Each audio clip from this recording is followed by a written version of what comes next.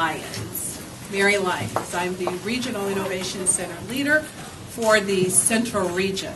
So let me just thank you for taking time out of your very, very busy schedules to spend a little over a half day with us talking about some of the information and technology progress we've made in healthcare.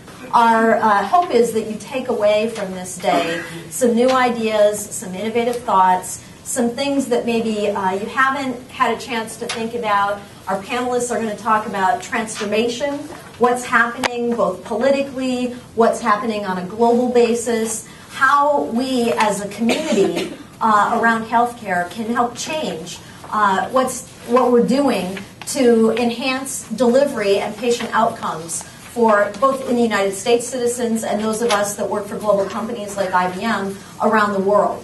So that's our hope, that we can talk about how the economic models are changing, how the delivery systems are changing, and those things that we can do collectively as a community through innovation to lead that transformation.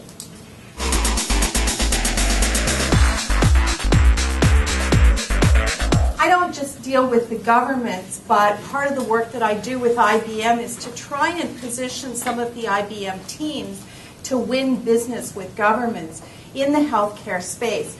Well, first, why is the country transforming healthcare? There's a reason for that. So try and figure out what's going on. The second is, what's their current vision and what kind of impacts are they expecting? The third is, how are they intending to use emerging technologies? And this is the question that's keeping the C-suite in government up at night.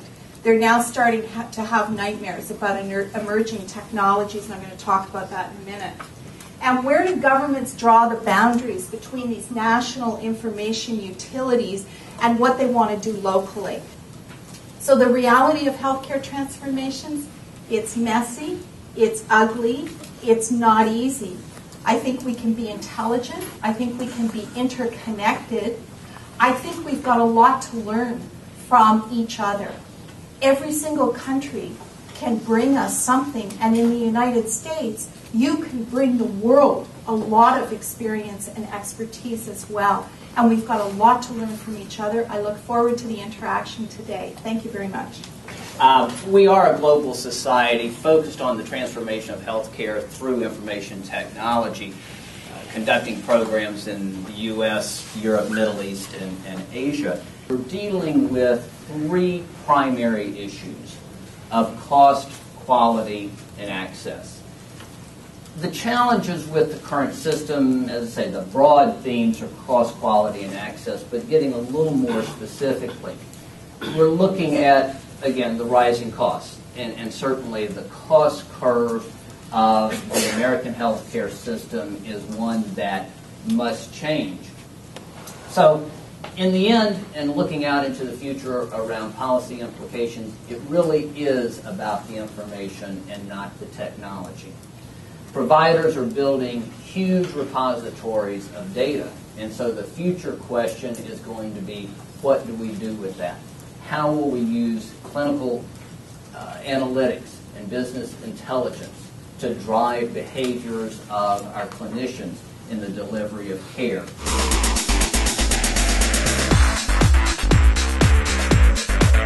And how can we move the information from wherever it is held captive today to where it is needed so that that physician and that patient can come up with an appropriate plan of attack, which is simply cheaper?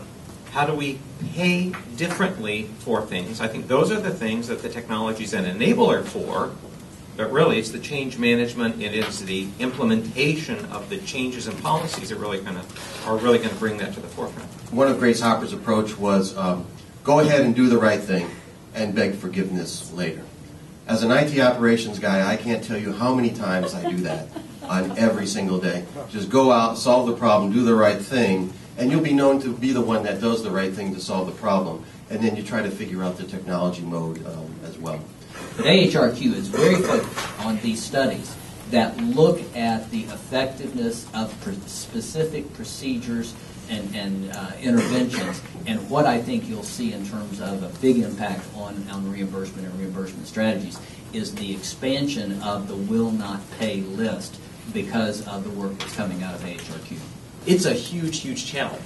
It's a challenge which may, in a sense, sort of solve some of it by itself in terms of some of the doctors that we see who will never adopt health IT, but they are retiring. But unfortunately, they are oftentimes in places where there is nobody there to step in to fill the gap. So I think that's going to cause actually a huge issue, which is not necessarily a health IT issue, but is more of a policy and resource issue that we need to sort of thinking about. And Chicago is the epicenter, a great place for us to be thinking about how to resolve those issues. So that's what's on my mind a lot.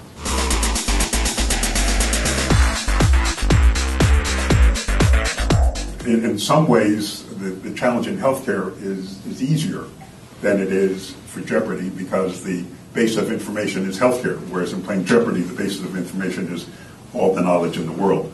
Whereas in healthcare, the questions, the interactions, the information are not nearly so discrete.